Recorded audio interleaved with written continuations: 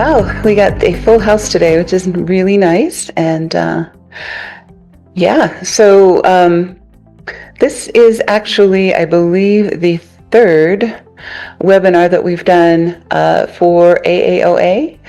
And it's been a pretty cool series because we're ending up with a really nice collection of information from people who are involved with the aircraft acquisition process that is going to be a really nice asset to our members and also to visitors and other people who are visiting the AAOA website, which is brand new, or at least within the last 6 months. We call anything that new really new in terms of the internet. So yeah, Tim, I don't know if you wanted to kick us off a little bit, or if you want me to just dive right in, or what your pleasure would be as the co-founder of AAOA, or the founder of AAOA, and we'll jump in. I'm just elated and excited to hear all the knowledge you're going to share, Paula, and that's what collaboration is about bringing people with multiple talents and disciplines that love serving the same target and working with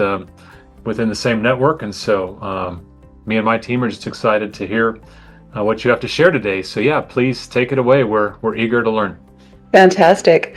So yeah, this will be an interactive webinar. I think that is more fun for everybody, and also people come away with more information. So if you wouldn't mind, open your chat window and let me know, before a prospect ever calls your firm or your company or your whatever, if you have if you're a broker, if you are a FBO, MRO, whatever it is, what is the most likely factor to shape a person's first impression before they pick up the phone and call you? Your website, and you can just enter the letter or the number, or the letter in the chat window. And Angel, if you could facilitate the chat and everything, that would be great. But yeah, A, your website, B, your LinkedIn presence, C, referral or word of mouth, D, articles, webinars, or educational content, E, who they see you associated with in the industry, and F, not sure, we have not really tracked this. And Tim just entered a G, which is actually really cool. All of the above. So that's also a possibility as well. One of the things that I think we've been seeing for our company, we can share our numbers or our results.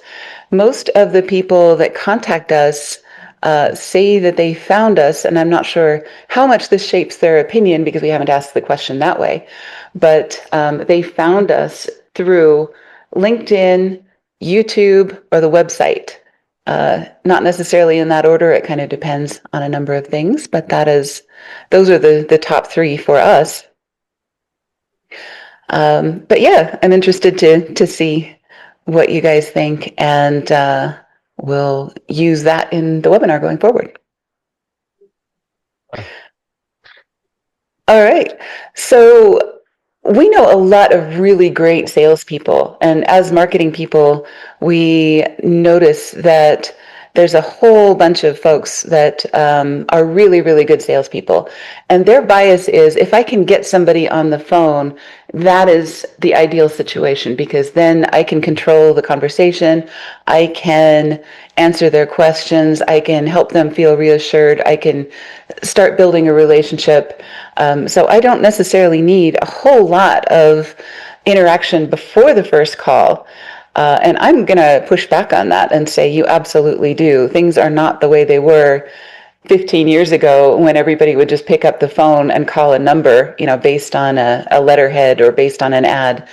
And if you pick up any aviation magazine, and we've got kind of a nice antique collection of aviation publications from 5 years ago, 10 years ago, 15 years ago, one of the things that's changed most is when you look at some of those old ads, you just see what they call brand advertising, which is kind of the shiny, glossy, beautiful picture of an airplane, or a couple in an airplane, or what we call the champagne shot. those kinds of things for charter companies or brokers. The FBOs would always show, the beautiful interiors and other things like that. And then the main call to action on those old ads was always a phone number. And that's great. The phone is still a very powerful tool, and connecting by voice is still kind of underrated, especially among some of the younger folks. But it's the traditional way of doing things in the aviation industry. But now what we're finding is, according to the American Marketing Association and a bunch of other folks, nobody just calls you without having done a lot of research prior. And Ben mentioned, when we reach out to speak to investors, they often have not heard of us. It's a big challenge right now. So we'll be talking about that today. Thanks for sharing that. And John says LinkedIn. So that makes sense. Well, go ahead. the reason I said LinkedIn is because I've had people want to meet. They're coming into the Salt Lake area for some reason or another and want to meet me at a coffee shop somewhere, and said, okay. And I walk in the door because I looked them up on LinkedIn and they did the same. And we had pictures. We just walked like we knew each other for the last 5 years. And you just walk up and introduce yourself instead of having to fumble around like a blind date. Try and figure out who this person is. Oh, that's funny. But most people that talk to us, if they're scheduling a consultation or if they're going to spend their time talking with me, generally they know quite a bit about our company by the time they ever pick up the phone or by the time they ever schedule an appointment. And you guys may have similar or different experience with that, but it's happening more and more, and all the statistics are bearing that out, that people do 2 or 3 or 10 touches, pieces of in advertising or information that they have perused before they ever get on the phone. So that's what today's webinar is all about, is what can you do besides the phone? And if you are a very traditional salesperson in the aviation industry, the phone is your thing, and we don't want to denigrate that at all. We just want to say, what can you do to support that? Make your phone ring more often, or when you're doing those outbound calls, make that a much warmer experience for everybody on the call. Make sense? Yeah. All right, cool. My team knows I drive everybody crazy with Stephen Covey quotes. One of my favorite books ever, and I worked for Franklin Covey for a bunch of years in the 90s, back when it was a thing, so a million years ago. Biased at all. I'm not biased at all. Of course not. Of course not. But he was one of the most amazing people that I have ever met. He would do these entire speaking events with conference rooms or even auditoriums full of people. He would stand at the door and shake people's hands as they came in. And then he would remember people's names and where they were sitting and what they did, just from a brief conversation. Never met them before. And he would include them in his presentations. But he was like the master of trust building. And it was partly, he was a great guy, having worked with him for a bunch of years. He was a great guy inside as well as outside. But that was a trick that I want to learn sometime before I die. How to remember names that well. And then if he would meet you in the hallway, 3 years, 5 years later, he would remember at least your first name and remember something about you. And, that trust is something that has a dividend. He called it the trust tax versus the trust dividend. If somebody trusts you, there is a dividend to that can be measured in dollars and cents. And this whole book, The Speed of Trust, is basically a bunch of case studies about how companies waste a ton of money if they don't trust each other, they don't trust their clients, they don't trust their vendors, they don't trust anybody. And that causes delays. It causes expense, literal expense, because, they have to go another round of reviews. They have to do a lot of different things that other people would not do. It costs money. They get fewer referrals and all of those things if people don't trust each other as much. We're going through this. I mean, we go through this every time we do an onboarding with a client. There is a trust gap, where maybe they've had a bad experience with a marketing company or whatever. And so they don't really trust us until we get through that onboarding process. And most of that onboarding process is really about making small deliveries on time to start with, small deliveries with big impact, making sure that that trust is built, and that friction is reduced and that momentum is built. Because once we have that trust, we can move forward much more quickly. And that's true, especially at the beginning of a sales process. If somebody doesn't know anything about you, you're going to pay a huge trust tax. And if the more they know and the better they feel like they understand that you're being transparent, and the more they know about your product or service, the more you have that trust dividend, and you've got that momentum going for you. So that's really what this is all about, and what the marketing that we do is all about, is building that trust before, during, and after that first call. But this webinar today is all about before that first call. All right. So what are they doing? Before they pick up the phone, they're asking themselves questions about your company and about you. They're asking, do they understand the industry?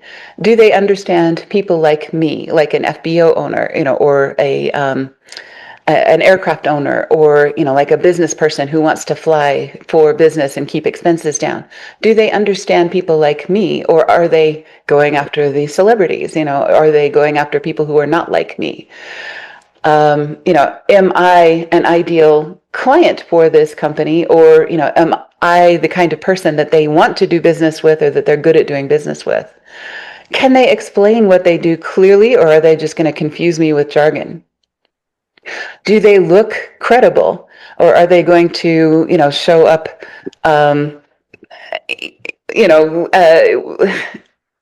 disorganized, haphazard, and so on? Is this something that, maybe from their website, it looks a little slipshod, it looks a little outdated, it looks a little too casual, it looks like they haven't invested in their company, and they're not as polished as I would like them to be? Are they active in the industry? Are they speaking, in industry events? Are they, do they know other people that I know? Are they participating in some of the political stuff about airports and aircraft records and digital signatures and other things that are in the news?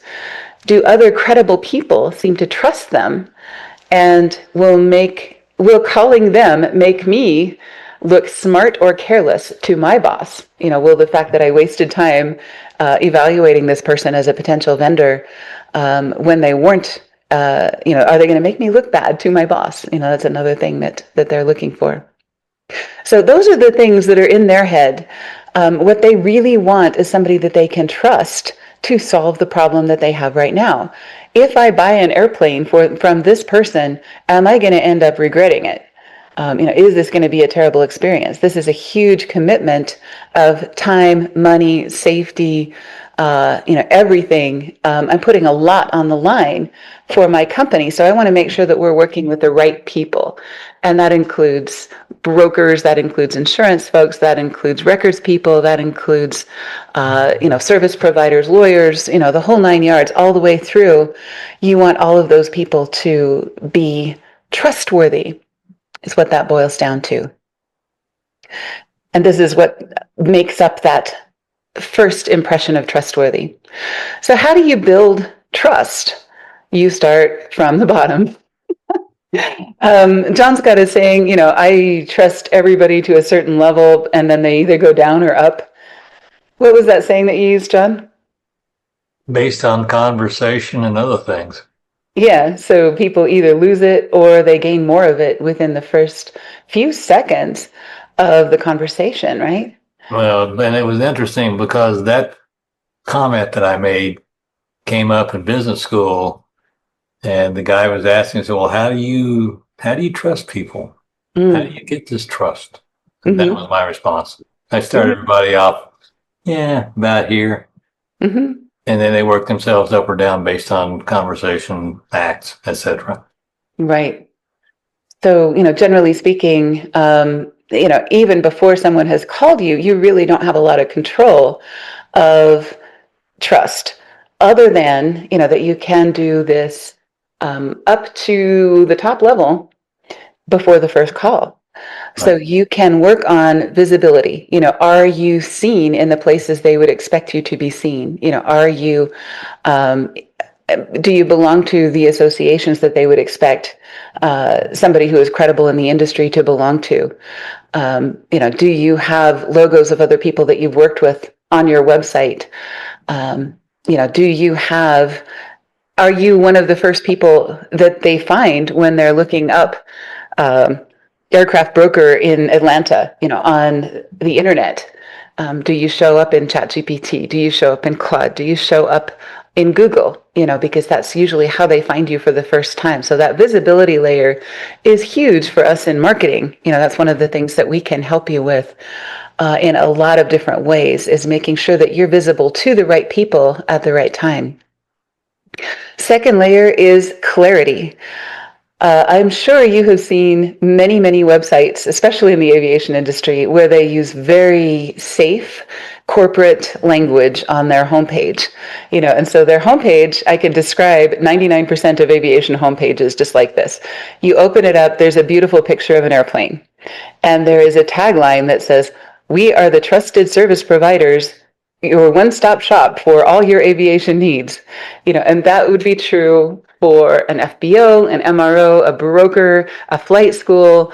They're so vague about what they do that you could, from the homepage of their website, you could spend a full minute there, when in reality, statistically, you only have about 7 seconds before they click away. So they're not going to scroll down. They're not going to click any of the buttons.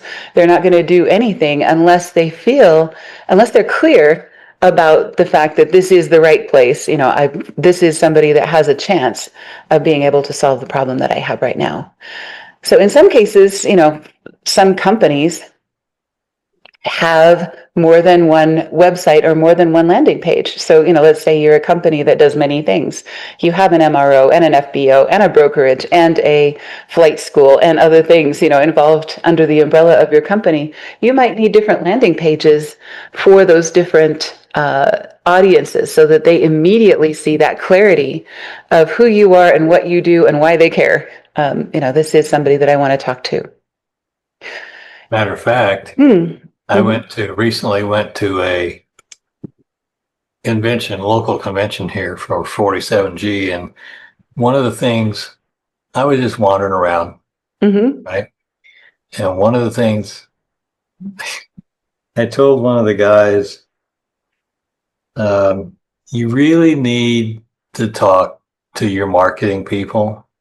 I said, I'm in marketing, and I walk up here to this booth, and I can't tell what you do. What do you do? I mean, here I am. I'm asking, what do you do? Because it doesn't say anything on any of the things I can look at. Tech companies are pretty famous for this as well. So aviation companies and tech companies, they're just so safe.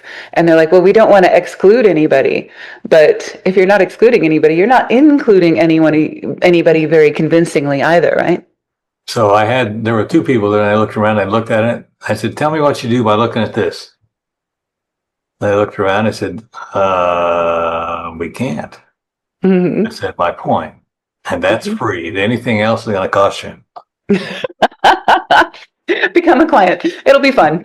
We'll have a great time. Except that they were in tech, not in aviation, so we couldn't pursue it from there. But yeah, clarity is super important. People only have so much time, and they don't want to waste it with somebody that they aren't sure is a good fit for. Actually, they were in aviation tech. Oh, they were? Okay, cool. Maybe we should do business with them.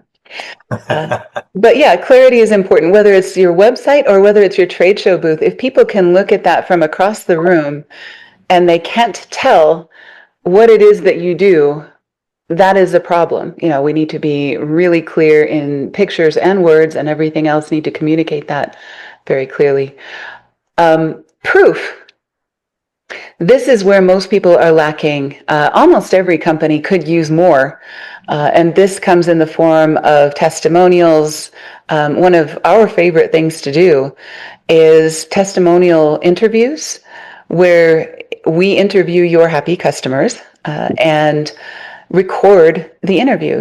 What was your experience with this company? How did it go? What was different about it? How did they differ from other people, other vendors that you've maybe used, other things like that? And then those interviews become really powerful marketing materials in so many ways, because we can use shorts on social media. We can put them on your website. You can send them in emails to people who are in the sales process.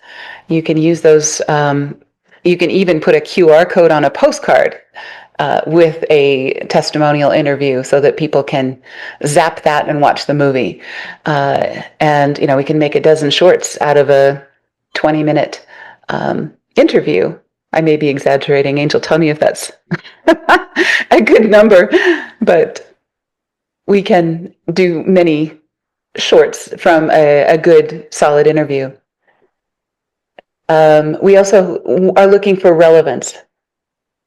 So not every post that you do has to be super relevant to your company, your industry, the problem you solve. It's perfectly fine to do a Mother's Day post that is not related to your company, because you want to have a good mix of materials that people see when they're interacting with your social media, interacting with your emails, interacting with your website, and so on. But everybody's time is so precious nowadays, and everybody's attention is spread so thin. They are bombarded with information. And now that people can filter that, we now have more ways to filter the information that gets to us through ChatGPT, through algorithms that feed us what the algorithms think we want, which are actually getting much better than they were 2 years ago. If you've been paying attention to John and I were talking about, finding replacements for his cowboy boots. And now all of a sudden I'm getting all of these ads for cowboy boots, and it's kind of uncanny the way that works. So the internet is doing a lot of filtering for us, and we want to make sure that we are on the right side of that, not the wrong side of it. We're using those algorithms and those filters to make sure that things get to people when they're interested in making a purchase. The last part you can't do until they call you or you call them. And so this is where, our salespeople that are doing cold calls or whatever, it should never be a cold call. Ideally, you're calling people that have visited your website. We have some tools that we can use to see if people have visited your LinkedIn, if they've visited your website, if they've opened your emails, other things like that. And we can create some lists of warm versus cool contacts, so that your sales folks are spending their time on the people that are the most likely to have been spending some time in these layers, so that by the time you call, they are ready to, or at least more predisposed to, start a good relationship. You'll also have some basis for starting that call, because okay, well, they visited this page of our website and they spent 3 minutes on this and 30 seconds on that.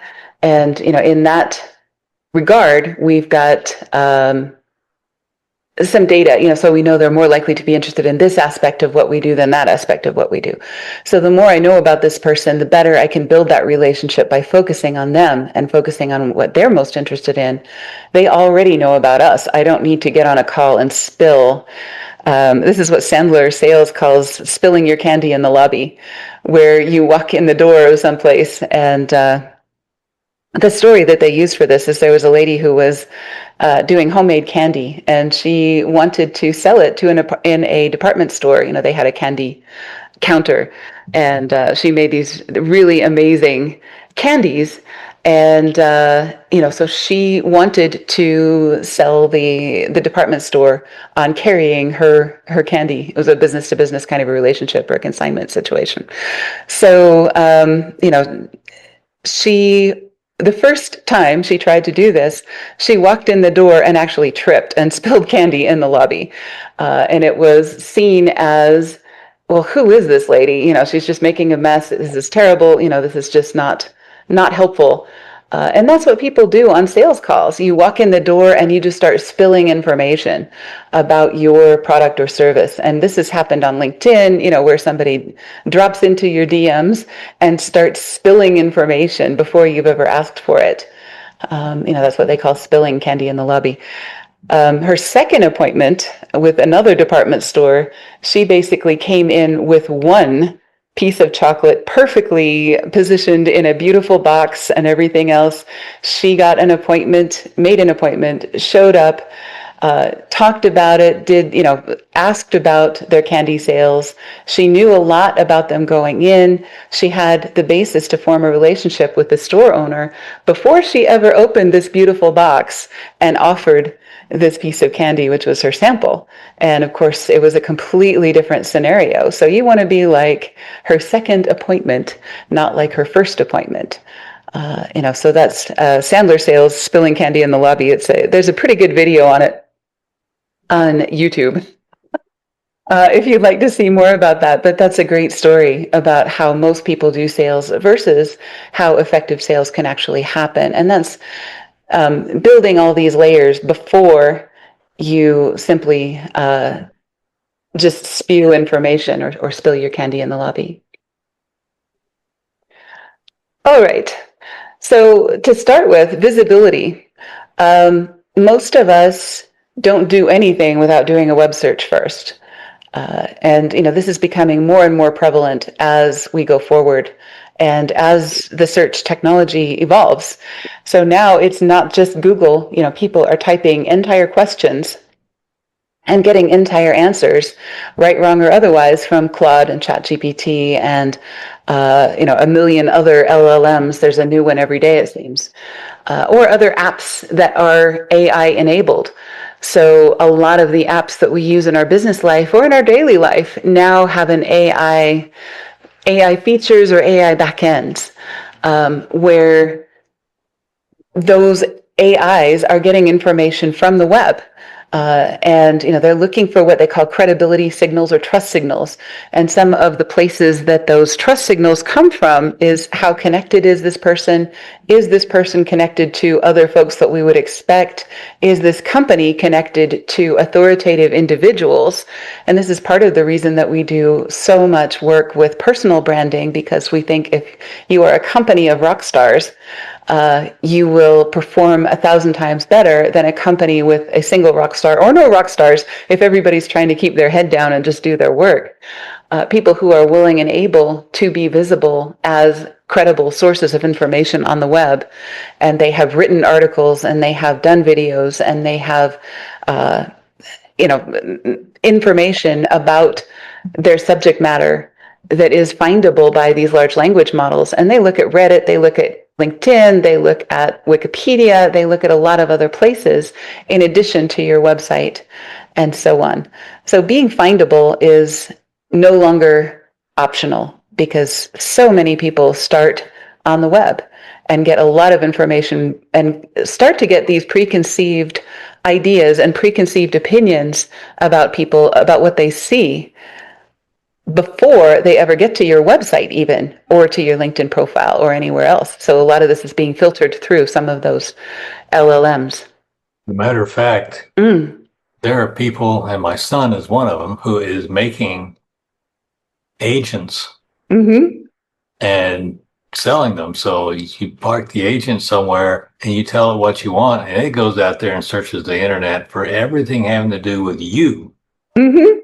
And then comes back and says, yeah, you do better with this person, or you do better with that person, or do better with you. It makes the decision for you before you even make a phone call. Exactly. Right. And there's a lot of B2B companies and B2B apps that are now doing decision trees and vendor selection and other things like that. So the way that you position your company to be seen and to be accessed by those LLMs is making very clear information. What do you do? Who do you serve? What problem do you solve? What experience do you have and why it matters? So case studies, other things like that. What action should they take next based on what problem they're having? So, and a lot of times there are some specific things that we can do, like question and answer format works better than paragraphs, and those kinds of things. And a mix of information works really well also. So our recipe that we're using this year is mostly long form articles and short form video. We found that that's a really powerful combination to get people up, performing better on social media and on the search engine and on the LLMs as well. So yeah, if you can answer those questions very, very clearly in some fairly structured information, that makes it super easy for people. It also makes it super easy for the machines.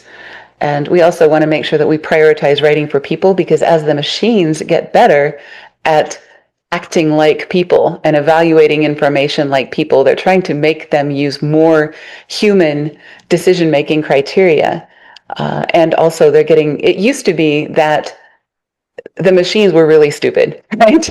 So, you would have keywords on your website, and it didn't really matter if they were relevant. It didn't really matter if the information was structured. It didn't really matter if it answered the person's question. If your keyword was on your website, that would be what the machines would serve. Nowadays, they are a lot more sophisticated in evaluating, does this seem credible? Is it connected to other sources that we think would be useful for this? And, how do we, what other ways can we prove that this person is credible? Are they connected with other credible people that talk about the same topics? Are they associated with other organizations that talk about these topics? And so on. So managing those messages, and then making sure that they are well structured and making sure that they are in a variety of places will help make sure that it's clear, fabulous, good information that is loved by people and machines, right? Not like John's trade show people, who he actually had to have a conversation with them to find out what they do. All right, so this is the guy who is looking at your website. Most of us, when we're reviewing our website, we're looking at it pretty charitably. We think that every person who visits our website has the best of intentions. They want to work with us, but the person who's visiting our website is not our best friend and not our neighbor and not our mother and not somebody who has an interest in being charitable to us at all. It's somebody who has been burned in the industry. Maybe they've had bad experiences. They are skeptical. They are not having fun. They are doing a job. They're trying to get through their day. You don't know what they're going through, but they're most likely visiting your website or seeing your ad or picking up your postcard or visiting your trade show booth with an agenda and with a background, and it's usually not favorable to you to start with. It's either neutral to unfavorable, just simply because you're selling something. So it is likely that they are suspicious of you. How do we counter that? The best way is with testimonials, video testimonials, other things like that. Case studies, numbers are amazing, showing we went from this to this in 6 months with this client based on these criteria. So, there's a lot of things that we can show as proof that makes sense to people. So that is another thing that almost every company and website could use more of. And if you've got great proof on your website, it's time to update it. You can never have too much, and it can never be too current and never be too complete. So if you have 10 testimonials on your website, you need some more that are more relevant to the people that are searching for you right now. So maybe your product's changed a little bit, maybe your market has changed a little bit. So, you need something that's super relevant and current as well. There's also Google reviews, there's LinkedIn endorsements, there's affiliations. There's, if you do a speaking engagement, other things like that, those all show up as proof of credibility. If you've written a book, Tim's written several books on aviation insurance. There are a lot of things that you can do that show that you are the person to talk to about a particular topic. And it can't just be, we are the most trusted advisor in this field. You can't just say that, you have to prove it. All right. Relevance. The important thing, and we talked about this a little bit, and this is actually easier than it used to be, what we call personalization. So, we talked about you may need more than one landing page on your website, depending on the type of buyer that's visiting. So 3M is the example that they always use in marketing circles of a company that has so many different products that are almost unrecognizable or irrelevant to the average person. But if you go to their Post-it note landing page or the website, if you go to their adhesives section of their website, or a particular chemical type, or a particular type of, their aerospace solutions, they have consumer solutions, they have office solutions, they have a whole bunch of different customer sets. And they have done a great job of translating that into the language of each of their customer sets. This sounds really daunting, and years ago, this was super expensive because you would have to create separate marketing campaigns for each of your audience sets. We still have to, but it's a lot easier to do. You can simply use, well, you can't simply, there's no simply, but you can use a lot of modern tools like Canva allows you to create several different versions of an ad or a post or a visual. So if you have one solution that is really, really good for business jets and GA and other markets, you can create several different versions of that ad pretty quickly, substitute the language, substitute the images, but keep a lot of the similar components the same. So it's a lot less expensive to personalize than it ever used to be. Same thing with text. You can create customer sets using software and run the same email through that software and say, position this for a one plane operation, or position this for a small flight department, or position this for a large flight department, position this for the military, position this for someone else. And it will do a pretty nice job of drafting those things for you. Of course, we use what we call the AI sandwich, where we have human beings on both ends of that transaction, making sure that there's a human being managing the prompts and a human being who is doing the proofreading and everything else to make sure that doesn't go awry. But it does take a lot of the work out of things so that you can personalize web pages, you can personalize ads, you can personalize emails, all of those things. The more relevant it can be to the smaller group of people, niching down is never a bad decision, right? Most of the emails that we get that we're annoyed by are because they're positioned too broadly. They obviously don't know me, or they obviously don't know my situation, or they're not speaking to me directly. We get super annoyed when we are bothered by an ad or an email or something like that is not built for us. We are less annoyed if somebody knows our tail number, or if somebody knows our circumstance or knows the situation. So that relevance becomes super important as well. Okay. The website test. This is something that we do when we're looking at a website. And of course, we do an evaluation of every website that we come across. And a lot of it is, does this look like, if we were to swap out the logo from this website to somebody else's website, would we be able to tell how this company is different from every other broker or every other insurance company or every other aircraft records organization or every other flight school? And if we can't tell the difference, then we need to do something better, more specific, that is more regional, more, for flight schools, they differentiate on, is this a career-oriented flight school or a recreation-oriented flight school or a executives learning to fly kind of a flight school? Those are very different markets, and those are going to be very different looking websites. They may have 3 different flight schools, but they should have 3 very different websites. So that's one thing that you can do to see if you're differentiated enough. If you were to swap logos with another company, would anybody notice, right? And so you need to make sure that your messaging is deep enough and clear enough that it makes sense from that perspective.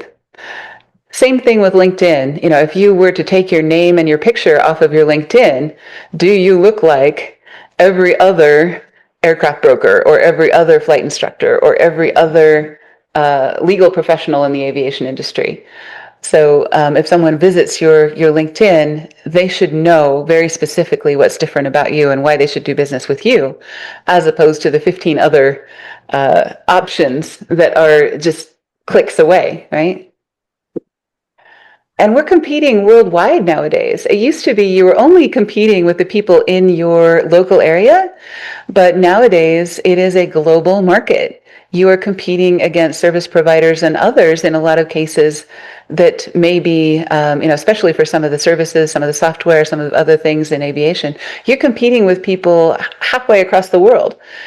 A lot of the folks on this call are halfway across the world, and we're able to work together really effectively because of the technology that's happened in the last 5-10 years. So, you need to make sure that the reasons that people will want to hire you are super clear, because you're not just competing against 2 other lawyers in your community. You're competing against people all over the globe, and you're competing against people who aren't even people. That's something we could go into in more detail in a whole nother webinar, but how do you deal with people who would rather do it themselves? They call it the Zillowification of a lot of different industries. So a lot of folks, before they call a broker, they're going to look online, or they're going to ask ChatGPT, what is the best aircraft to buy for my situation? And it's going to give them some information that a broker would normally do. That doesn't mean that this is replacing all of the professionals in the industry, but that does mean that we need to up our game and prove our value as somebody who has real relationships, real common sense, a real network in the industry, and has skin in the game because we have a reputation to uphold and other things like that. Well, and the thing that AI can't do in that case is they don't know things that the broker knows. They don't have a connection with someplace to go get an aircraft pre-sale, inspected, pre-buy, and so on. And I think there are probably, one of our previous clients told me there were 100 processes after somebody says, I want to buy an aircraft. And that's even if they select one, there's still 100 processes they have to go through. 99. All legal, easy, and as inexpensive as possible. Right. That's true. And I can't believe I'm quoting Donald Rumsfeld, but there are known knowns, there are known unknowns, and then there are unknown unknowns. And the unknown unknowns is where AI is sucky at telling you what you need to know. Yeah, because it doesn't know. Right, exactly. So, that's why you need human beings with the experience to guide you through that. And that's what you need to express in your LinkedIn and your other marketing material is, this is why you should hire us, because things can go awry, and those stories and those testimonials and those case studies and other things like that really help people decide better. Okay, so how do you do this in a practical sense? How do I create materials that are going to help people trust me before that first call? So almost every company is doing this. They're doing the generic sales posts. We do this. This is why you should hire us, and this is what we do. And that's great. Those are necessary. And I'm not saying that any of these are bad in the sense that you shouldn't be doing them, but you do have to have a good mix. And the higher up this ladder you can go with your content, the better. And this is why we go super deep and why we do such a long onboarding process with clients. Because we don't want to be doing just generic sales posts. Anybody can do that for you. And the internet is awash in content these days because it's so easy to generate nice looking content. You have to go deeper than that. So better than that is educational posts. And I would say 3 years ago, that was the top of the heap. If you were doing educational posts, you were better than 99% of the people on the internet. But now they have become a lot more common as they become easier to produce and easier to manage. Specific aviation examples with people that people have heard of. For example, Vision Aircraft Records started doing business with Pentastar Aviation, which is a pretty reputable company that people had heard of, and that really turned things around for them. A lot more people were interested once they had that specific example of here's a problem that we solved for somebody that you know. So that becomes even stronger proof. Stronger still are things like practical frameworks. So like this content trust ladder, if I show you something that you could do yourself, am I giving away my secret sauce or selling the store or, whatever you want to call it?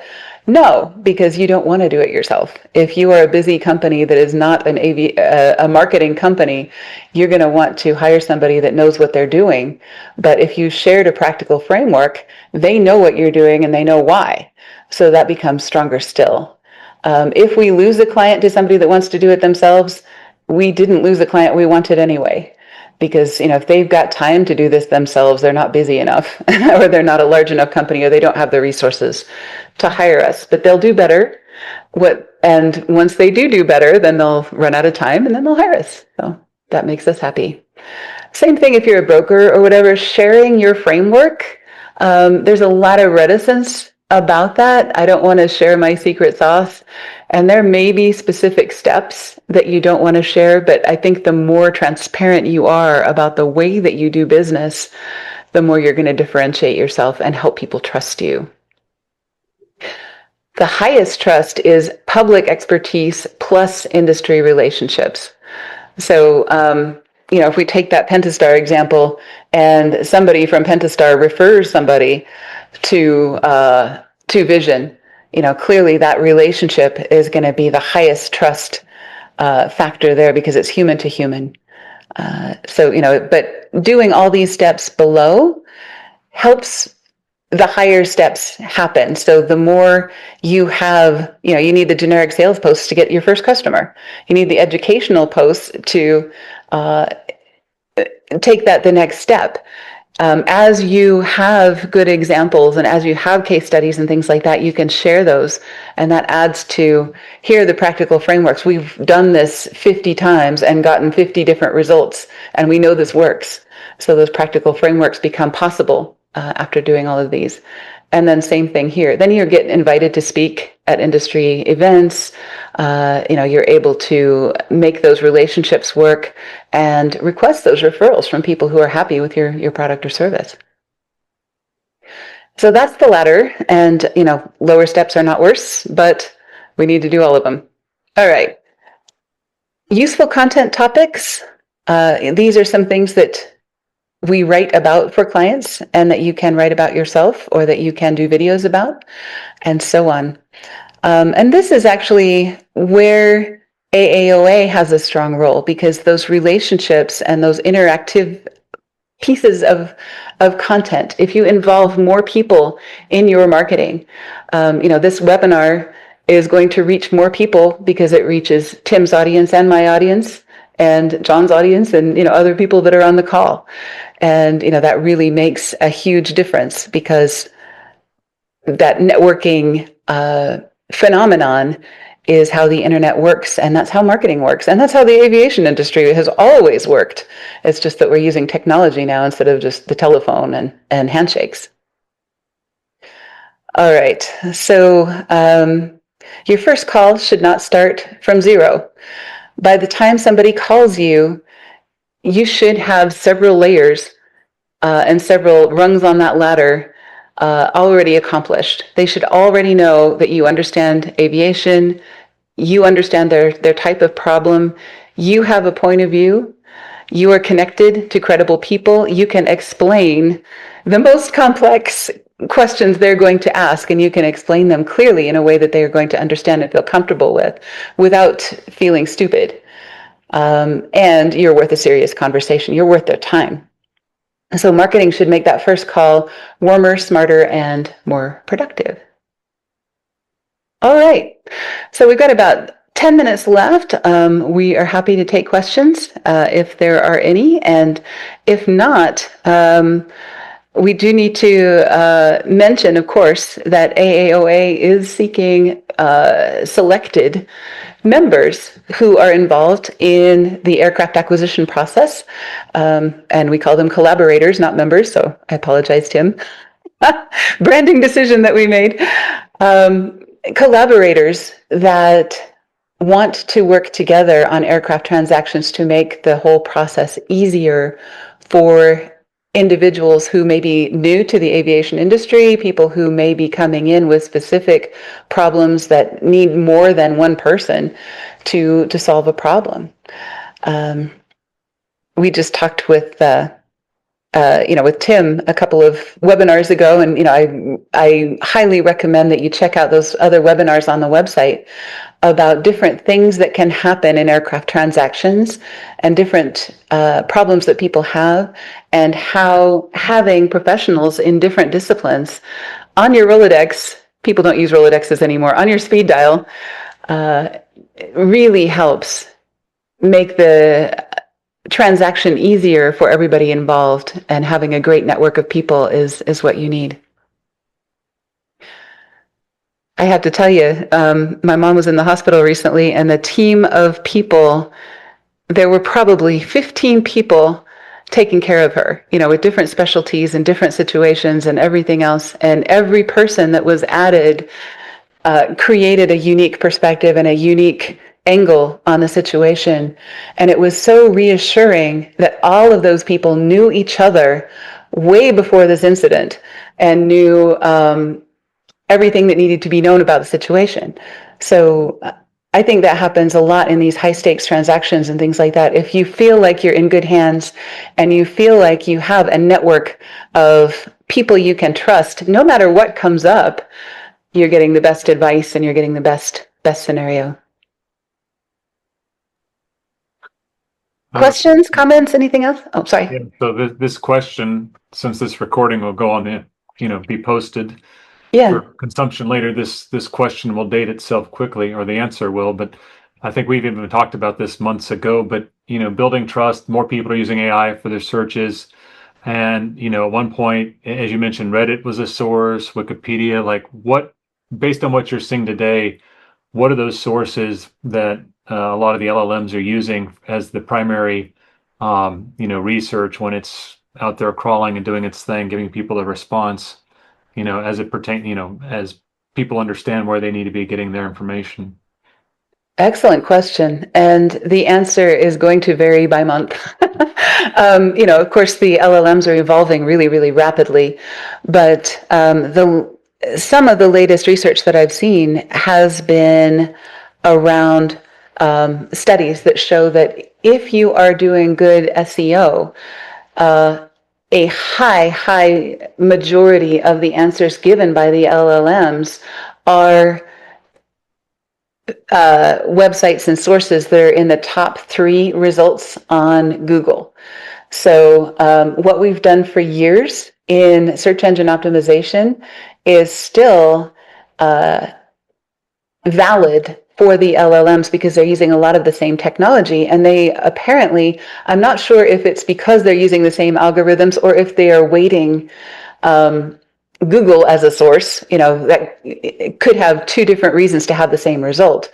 But the result is that a high majority of the sources that are cited by the LLMs are also coincidentally in the top 3 results as Google results for that particular keyword or that particular topic. So it is worth doing traditional SEO as well as doing some of the things that they're recommending now, and some of the things that I think are stable enough that we can say has solidified into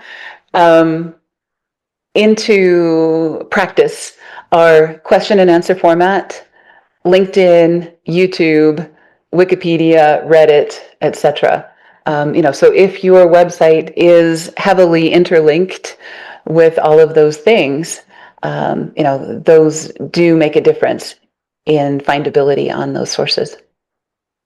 But yeah, excellent question, and it will change tomorrow. But I do think, that some of those things have been the same long enough that we can call them settled practice in AEO, or, whatever they're calling they haven't even decided what this discipline is called, GEO, AEO, answer engine optimization, generative engine optimization. There's a lot of different terms for it, but, that's the result.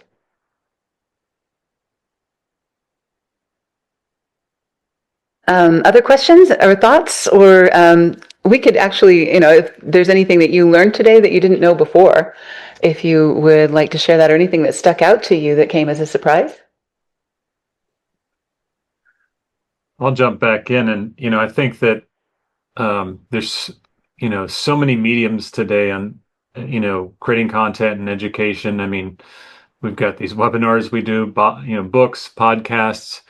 For someone who's just trying to do it, I think you mentioned a couple things that I wanted. I think you mentioned long form videos. I mean, long term, written content, and I'm assuming LinkedIn are short term videos. Is that YouTube or is that LinkedIn? Right. Give a little more on that. Yeah. Well, the reason we suggest long form articles and short form video is because you can deploy them across multiple platforms, and the multiple platforms does seem to help with everything that we're doing with visibility and credibility. So, if people are seeing you everywhere, they're seeing you on LinkedIn, they're seeing you on YouTube, they're seeing you on your website, they're getting a postcard in the mail, other things. If you have long form articles and short form content, you can deploy those on your website, on social media, on LinkedIn. You can refer to them from Reddit. You can, use those in a number of those platforms, and you have a reason to look substantial. So you're not just popping off with a, that's nice, or, with an unsubstantiated opinion. You got something behind it that you can link to. So, that really gives a good foundation that people and machines, and we care most about people, but, machines are what everybody talks about now. But one thing that's kind of a phenomenon that we've seen is if you're just online, if you're just getting emails from somebody, then you're one-dimensional. If you're getting emails and you see them on LinkedIn, that's 2 dimensions. If you're getting emails and you see them on LinkedIn and then you see a video, that's 3. If all of those things are happening and then you get a postcard, repetition is a key element in credibility and trust. So not to get political, but there's been some work done by Frank Luntz, who's a political strategist, for good or evil. Repetition, whether or not the information is true and whether or not it is good information, if it is repeated often enough, people accept it because it becomes something that they've heard so many times that they become acclimated to that information, and so they believe it to be true, even if it's logically false, and patently logically false. So, that study's been done, and it applies to marketing for good or ill. We want to use these factors for good, and so repetition in different forms is what they're recommending. And there's some really, really good work by Frank Luntz on propaganda, the science of propaganda, which is essentially the dark side of marketing. So we want to use those psychological factors for good, and make sure that people are making good decisions and are doing what is in their best interest, because a lot of times people don't, because they simply don't know. So if we have a good product or service, I think it is our obligation to not let people fall into the clutches of less than honorable practitioners of what we do. There's so many people who have had bad experiences with brokers or bad experiences with marketing people or with lawyers or whatever. If we can prevent that by telling our stories better and more effectively, we have the obligation to do that. All right. Well, we're out of time, so I think we'll leave it there unless anybody has anything they'd like to throw in or add. All right. Thanks so much for coming, and thanks so much for caring about this industry and for caring about your customers and for being part of this. Thank you, Paula. We really appreciate it. Thanks, Well done. Paula. Yep. All right. Well done. Thank you. Thank you. We'll talk to you soon. Bye-bye.